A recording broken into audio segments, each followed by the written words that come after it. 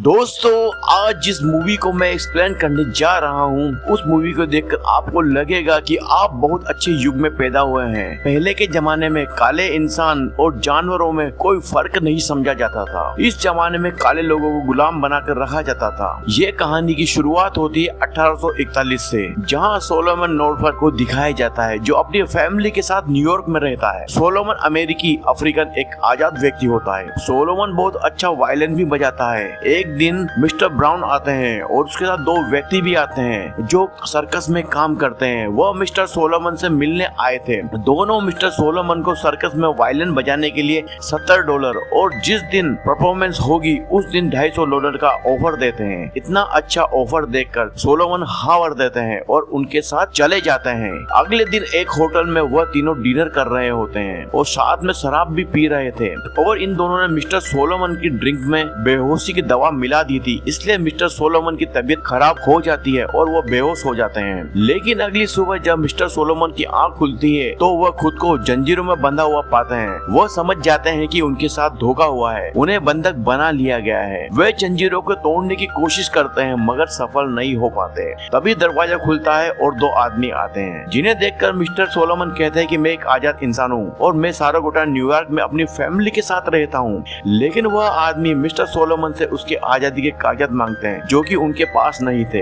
इसके बाद वो लोग मिस्टर सोलोमन को बड़ी बेरहमी से मारते हैं। मिस्टर सोलोमन अब मदद के लिए चीखते हैं, चिल्लाते हैं, लेकिन उनकी मदद के लिए वहाँ कोई नहीं होता। उनमें से एक आदमी उनसे कहता है कि देखो, तुम्हारा नाम मिस्टर सोलोमन नहीं, तुम्हारा नाम है प्लेटो। तुम जॉर्जिया से भागकर यहाँ आए हो। ओके, मिस्टर सोलोमन यहाँ अकेले नहीं थे, उनके साथ दो आदमी और एक परिवार भी होता है। इन दोनों आदमियों में से एक का नाम था सेलन होता है और इस औरत का नाम होता है एलिसिया। इसके दो बच्चे भी होते हैं। इन सभी को बेचने के लिए समुद्र के रास्ते से शिप में ले जाया जाता है जहां उनकी बोली लगेगी और इन्हें बेच दिया जाएगा और इन्हें गुलाम बना लिया जाएगा। जब शिप रास्ते में होती है तब सेलन मिस्टर सोलोमन से बोलता है कि तुम ज्यादा मत बोला करो क्योंकि यहाँ किसी को अगर पता चल जाएगा कि तुम पढ़े लिखे हो तो बहुत मुसीबत हो जाएगी क्योंकि तुम अब गुलाम बनने जा रहे हो। थोड़ी देर के बाद एक व्हाइट इंसान आता है, वो एलिसिया को अपने साथ ले जाता है। तभी उनमें से एक आदमी व्हाइट आदमी के कंधे पर हाथ रखता है लेकिन व्हाइट मैन उसे चाकू मार देता है। उस समय यह बात उस समय की होती है जब गुलामों की कोई जिंदगी की कदर नहीं होती। जब शिप शहर में पहुंचता है तभी एक आदमी सभी इंसानों को नाम से बुलाता है। जिसका नाम आता है वह खड़ा हो जाता है, लेकिन जब वह आदमी प्लेटो नाम बुलाता है तो सोलोमन खड़ा नहीं होते।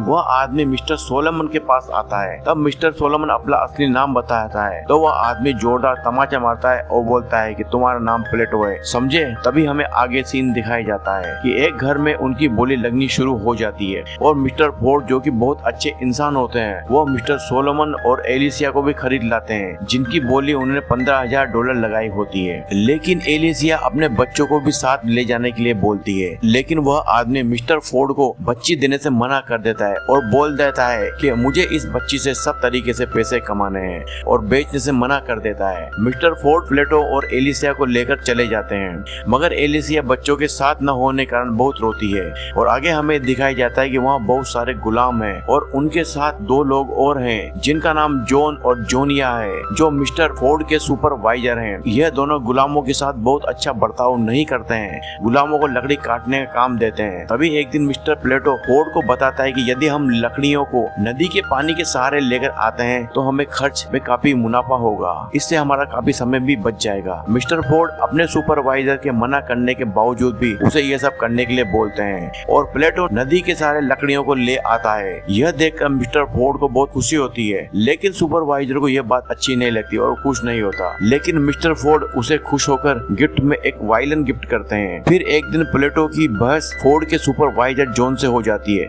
जॉन उसे मारने लगता है, फिर दोनों एक दूसरे को मारने लगते हैं। तभी एक आदमी वहाँ आता है, कुछ देर वहीं रुकने को बोलता है। तभी तीन लोग और आते हैं और मिस्टर फोर्ड और मिस्टर सोलोमन को खूब मारते हैं, पीटते हैं और उसे फांसी लटकाने की कोशिश भी करते हैं। लेकिन तभी वहाँ एक आदमी आकर अपनी गन दिखाता है और वह तीनों भाग जाते हैं। फिर वह आदमी भी चला जाता है और शाम तक मिस्टर सोलोमन फंदे पर ही लटका रहता है। और जब फोर्ड आते हैं तब वो सोलोमन को फंदे से निकालते हैं और उसे बताते हैं कि आज से तुम्हारा मालिक मिस्टर एडविन एप्स है और आज से तुम उसके लिए काम करोगे। एडविन बहुत ही बड़ा आदमी होता है और उसके पास और भी कई सारे गुलाम होते हैं। यह सभी गुलाम कपास की खेती में रुई निकाल निकालना के काम करते हैं और जो भी व्यक्ति 100 किलोग्राम से कम रुई निकालता है वह उसे बहुत मारता है। एक दिन एडमिन मिस्टर एप्स की बीवी सोलोमन को बाजार से सामान लाने के लिए बोलती है क्योंकि उसे लगता है कि नॉर्थ यानी कि मिस्टर सोलोमन पढ़ा लिखा नहीं है। जब सोलोमन बाजार जा रहा होता है तो उसे रास्ते में कुछ व्हाइट मैन मिलते हैं जो गुलामों को मार रहे होते हैं, उन्हें फांसी पर लटकाने की तैयारी कर रहे होते हैं। वो आदमी मिस्टर सोलोमन को पकड़ कर पूछते हैं कि तुम किसके गुलाम हो। वह आदमी मिस्टर सोलोमन के गले में एक लॉकेट देखते हैं जिससे पता चल जाता है कि यह मिस्टर एडमिन के गुलाम है। वो उसे जाने देते हैं। फिर सोलोमन सारा सामान लेकर एडमिन एप्स की वाइफ को दे देता है और सोलोमन के साथ एक फेसी नाम की लड़की भी होती है जो मिस्टर एडमिन की गुलाम होती है, जो कि मिस्टर एप्स फेसी का रेप किया करता था। एक दिन फेसी सोलोमन के पास आती है। वह कहती है यह लो गोल्ड का छोटा टुकड़ा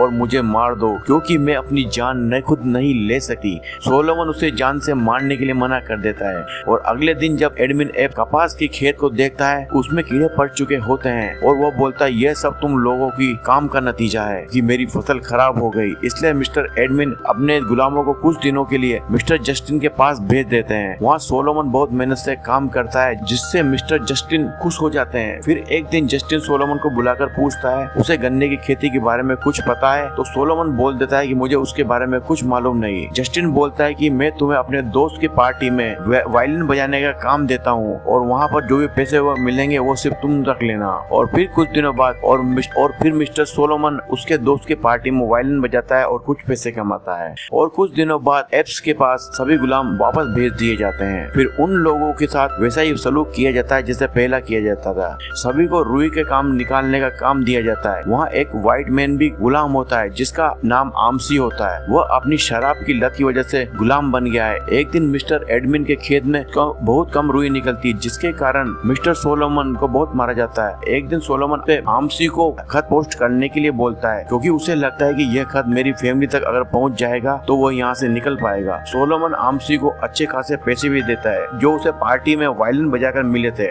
मगर आमसी यह बात जाकर एप्स को बता देता है कि उसके गुलाम में से किसी को पढ़ना लिखना आता है लेकिन वह उस व्यक्ति का नाम नहीं बताता। एक दिन एप्स सोलोमन के पास आकर पूछता है कि मेरे गुलामों में कोई पढ़ा लिखा लगता है। फिर सोलोमन बोलता है कि आमसी एक शराबी है, वो सुपरवाइजर बनना चाहता है इसलिए वो आपसे झूठ बोल रहा है। एप्स को सोलोमन की बात पर विश्वास हो जाता है। एप्स के जाने के बाद वो खुद अपना खत जला देता है। अब वह बहुत ज्यादा उदास रहने लगता है और अपने परिवार के पास जाना चाहता है। फिर हमें अगले सीन में एक व्हाइट आदमी बास दिखाया जाता है। यह बहुत अधिक आस्तिक व्यक्ति होता है। यह हाउस बनाने का काम कर रहा होता है। यह एप्स को कहता है कि तुमने गुलाम क्यों रखे हैं, गुलाम रखना पाप है, लेकिन एप्स बास को चुप रहने के लिए कहता है। फिर अगले दिन सुबह फैंसी वहाँ से गायब होती है। एडमिन एप्स उसे चारों ओर देखता है लेकिन वो उसे कहीं नहीं मिलती। एप्सी को न देखकर वह दूसरे गुलामों को मारने लगता है। तभी वहाँ फैंसी आती है तो वह बताती है कि वह खेत पर थी, लेकिन एप्स बोलता है कि तुम झूठ बोल रही हो। तब फैंसी बताती है कि मैं कुछ दिनों से नहीं नहाई हूँ इसलिए मैं ये साबुन लेने गई थी क्योंकि उसके शरीर से बदबू आ रही होती है। तब एप्स बोलता है कि तुम झूठ बोल रही हो। फिर वो मिस्टर एडमिन फैंसी के सारे कपड़े उतार कर उसे खड़ा कर देता है और उसे मारता है और उसे जब तक मारता है जब वो बेहोश नहीं हो जाती। तब सोलोमन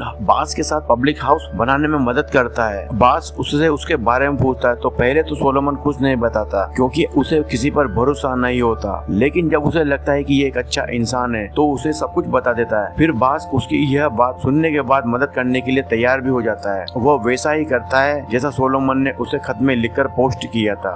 कुछ दिनों बाद वहाँ पर एक शेरिफ यानी कि पुलिस वाला आता है जो सोलोमन को ढूंढ रहा होता है। वो जोर जोर से चिल्लाता है कि यहाँ प्लेटो नाम का कोई व्यक्ति है। तो सोलोमन अपना हाथ ऊंचा कर देता है। वो उसका नाम पूछता है तो सोलोमन अपना नाम प्लेटो बताता है। फिर जब वो उसका असली नाम पूछता है तो सोलोमन अपना नाम सोलोमन नॉर्थअप बताता है। तब वहाँ एक और आदमी होता है जो शेरिफ के साथ वहाँ आया हुआ होता है। शेरिफ उससे पूछता है कि क्या तुम इन्हें जानते हो। तब सोलोमन कहता है कि यह मिस्टर पार्कर है। पार्कर वह इंसान होता है जहाँ से सोलोमन अपने परिवार के लिए खरीदारी किया करते थे। जब सोलोमन पार्कर को देखता है तो उससे जाकर गले लग जाता है। तब सारी बात जानने के बाद पार्कर सोलोमन को वहाँ से ले जाने लगता है। तभी मिस्टर एप्स आकर सोलोमन को रोकने की कोशिश करता है, लेकिन मिस्टर पार्कर एप्स को कोर्ट में घसीटने की धमकी देता है कि मैं तुम्हें बर्बाद कर दूंगा अगर तूने इसे यहाँ गुलाम बनाया तो। अब सोलोमन आजाद हो चुका था और जाने से पहले फैंसी को अलविदा बोलता है और वहाँ से चले जाता है। सोलोमन को अब तक 12 साल बीत चुके थे गुलाम बने हुए। सोलोमन जब अपने परिवार के पास जाकर मिलता है तो वह देखता है